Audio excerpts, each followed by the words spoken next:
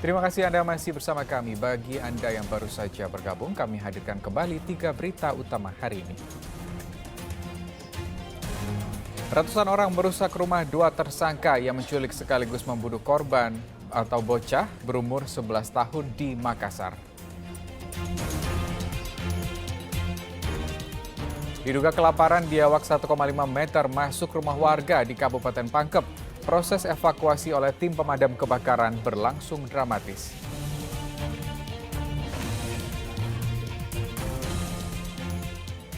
Bisnis menggiurkan, pensiunan aparatur sipil negara di Parepare menyulap ruang tamu rumahnya menjadi kolam budidaya lobster air tawar.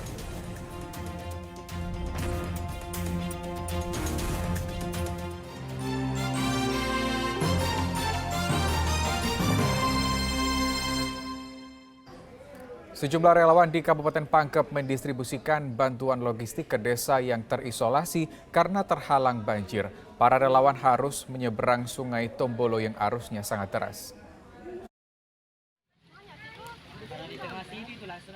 Tidak mudah sampai ke lokasi ini untuk mendistribusikan bantuan logistik. Para relawan harus menyeberang Sungai Tombolo yang arusnya sangat deras menggunakan rakit untuk bisa bertemu warga di Dusun Sadai, Desa Baring, Kecamatan Segeri, Kabupaten Pangkep. Desa ini terisolasi akibat banjir. Informasi dari Kadis Pemde yang menginformasikan ke kami bahwa ada satu kampung di Desa Baring melalui informasi Pak Desa bahwa 3 hari banjir itu belum tersentuh bantuan sedikit pun. Jadi mendengar laporan ini kami bersama teman-teman relawan di PMI juga dari Basnas berinisiatif untuk menyalurkan bantuan makanan siap saji, juga paket sembako dan lain-lain agar masyarakat yang di sini selama terisolir itu bisa menghidupi keluarga mereka masing-masing. Jadi ini pengalaman kami dari dalam PMI bahwa saat menyalurkan bantuan di Kampung Sada ini luar biasa, bahwa ada rasa was-was untuk menyeberang, tapi ada juga panggilan bahwa ada saudara-saudara kita yang belum mendapatkan bantuan. Jadi dengan keberanian dan niat yang tulus, bahwa alhamdulillah bantuan ke masyarakat ini bisa tersampaikan. Di Desa Baring tercatat 7 kepala keluarga atau 25 warga yang sulit mendapatkan akses ke kampung sebelah karena jalan terendam luapan air sungai setelah sepekan diguyur hujan deras. Warga hanya menggunakan rakit untuk berbelanja. Sayang, kapasitas rakit juga terbatas. Berapa lama Maki tinggal di sini, Bu? Kurang lebih 40 tahun dia. Ya, orang tua dulu memang tinggal di sini apa. Jadi aksesnya selama ini, Bu, kalau mau menyeberang? Ya pakai ini saja. Kalau bukan pisang itu, pohon pisang. Atau berenang sampai di sana. Banjir, Bu, di sini sampai mana? Sampai di anu. Kalau dibawa rumah ini sampai di pinggang. Sampai di pinggang. Ini yang terakhir, banjir terakhir ini berapa lama, Bu, banjirnya? Udah menghampiri 20 hari. 20 hari. Ini baru ada ini, itu pun tidak bisa kita lewat. Belum baru bisa deh. Ada orang yang nganu. Iya. Jadi selama 20 hari itu, Bu, cuman di sini saja? Ya di sini saja. Anak sekolah tidak ke sekolah. Tidak. Selama ini kalau misalnya kayak cuaca buruk kan tidak bisa ke menyeberang. Pernah tidak kehabisan bahan makanan? Pernah. Ya, pernah. Ini memang tidak pernah ada pembangunan jembatan, Bu? Belum pernah. Biasa kalau musim begini agak istilahnya sebatas sawah itu. Sebatas sawah? Iya. Berarti sungai ini tenggelam ya, Pak? Iya, tenggelam. Jadi kalau pada saat banjir seperti itu, Pak, tidak ada akses sama sekali? Tidak ada. Jadi untuk aktivitas warga, Pak? Tinggal di situ gitu karena kita mau apa? Tinggal berdoa saya sampai surut itu air. Banjir menerjang Desa Baring, Kabupaten Pangkep sejak 20 Desember 2022.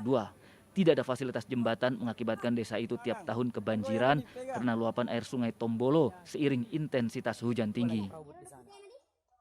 Andi Muhammad Sardi melaporkan dari Kabupaten Pangkep. Kita ke informasi lain, korban banjir akibat luapan Danau Tempe Kabupaten Sidrap mengungsi ke tempat yang aman. Salah satunya di kantor PKK yang berbentuk rumah panggung karena dinilai aman dan jauh dari jangkauan banjir.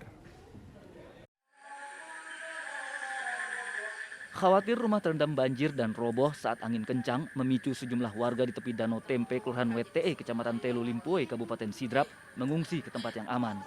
18 kepala keluarga mengungsi lantaran menjadi korban banjir. Sebagian mengungsi ke rumah kerabat mereka yang aman dari jangkauan banjir termasuk kantor PKK Kelurahan WTE. Yang mengungsi itu ada 14 rumah 18 kakak kepala keluarga dan 70 jiwa.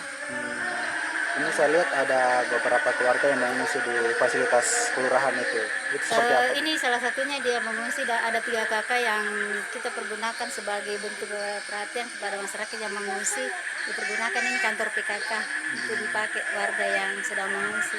Ada berapa kakak di sini, Bu? Ada 3 kakak. Ada 3. Itu ada apa saya anak kecil, mungkin orang tua. Ada anak kecil, orang tua. Itu kenapa, Bu? Mereka kondisi rumah mereka itu? Kondisi rumah mereka tuh di pinggir sawah di situ ada ini. Jadi kalau angin kencang kena ombak disertai angin hujan, di ombak besar dia menghantam rumahnya, kasihan dia. Jadi air juga sudah naik di lantai. Waktu kencang angin, rumah goyang kiri kanan, jadi takut naik baru iya. Nah itu sudah ku ketemu ibu lurah toh, bilang kamu bisa ke tempat kesian itu rumah PKK ke Imoko. Akhirnya mengungsi. Di sini berapa orang, Bu? Iya 2 keluarga. Oh, 2 keluarga. Ini anak menantuku sama saya. Angin kencang dan intensitas hujan tinggi mengakibatkan banjir melanda permukiman di Kelurahan WTE dampak luapan Danau Tempe. Suardi Gatang melaporkan dari Kabupaten Sidrap. Semoga ada bantuan. Seorang pensiunan aparatur sipil negara di Parepare menyulap ruang tamu rumahnya menjadi kolam budidaya lobster air tawar. Selain menghasilkan uang, bisnis menggiurkan ini sebagai sarana hiburan menikmati masa pensiun.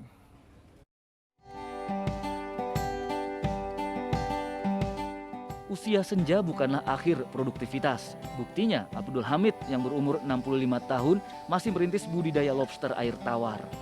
Ruang tamu di rumahnya Jalan Jenderal Sudirman, Kota Parepare disulap jadi kolam pembiakan lobster air tawar. Kolam terbuat dari terpal plastik dengan rangka kayu, tertata rapi di ruang tamu. Usaha ini dilakoni sambil menikmati masa pensiun di usianya yang senja bersama keluarga. Selain menjanjikan hasil menggiurkan, perawatan lobster air tawar tergolong mudah dan murah. Apalagi gemercik air kolam lobster bisa menjadi hiburan pelepas penat saat santai di rumah. Awalnya kami untuk tertarik karena pertama pemeliharaan gampang dan ribet. Terus pakannya tidak terlalu memberatkan. Kedua, nilai jualnya tinggi. Jadi saya mau mengajak dari pihak pemerintah, masyarakat Parepare, bukan meninggalkan ikan lele semenila, tapi cobalah kita coba-coba membudidayakan udang lobster air tawar. Nah, seperti di Bali, Jawa Tengah. Kenapa mereka bisa, kita tidak bisa? Terus atmosfer untuk pemeliharaan udara yang ada di Parepare cocok dengan kondisi habitatnya udang lobster. Ya. Nah, di ruang tamu apakah bisa menjadi hiburan atau gimana? Termasuk hiburan. Kedua, memang kami selaku pemula untuk mempelajari itu tata cara kehidupannya, mulai dari indukan, bertelur sampai turun gendong. Ya. Saya nanti insya Allah setelah ini saya siapkan lahan di sini yang 13 kali 8 meter, saya bikin kolam pembesaran. Ya, jadi selain untuk hiburan juga bisa menghasilkan. Karena menjanjikan, nilainya tinggi. Bukan cuma bahwa nanti ada mitra dari restoran kita bisa guide, terus konsumsi untuk masyarakat Parepare. Abdul Hamid perintis budidaya lobster air tawar sejak 2 bulan silam usai melihat pasaran lobster air tawar di Kota Parepare menjanjikan seiring berkembangnya bisnis kuliner. Untuk pakan anak dan indukan lobster air tawar, pensiunan aparatur sipil negara ini hanya memberi toge. Modal yang dibutuhkan untuk budidaya lobster air tawar berkisar 4 juta rupiah sampai 5 juta rupiah. Meskipun belum pernah panen, Abdul Hamid sudah mencium aroma keuntungan bisnis budidaya lobster air tawar setelah induknya ditawar jutaan rupiah per ekor. Untuk panen layak konsumsi, lobster air tawar membutuhkan pemeliharaan antara 6 bulan sampai 8 bulan. Sedangkan harga pasaran lobster air tawar berkisar Rp100.000 sampai Rp200.000 per kilogram yang berisi 6 ekor sampai 8 ekor. Suardi Gatang melaporkan dari Kota Parepare. Demikian berita Makassar hari ini. Saya Rusdi Maulana pamit undur diri. Terima kasih atas kebersamaan Anda. Sampai jumpa.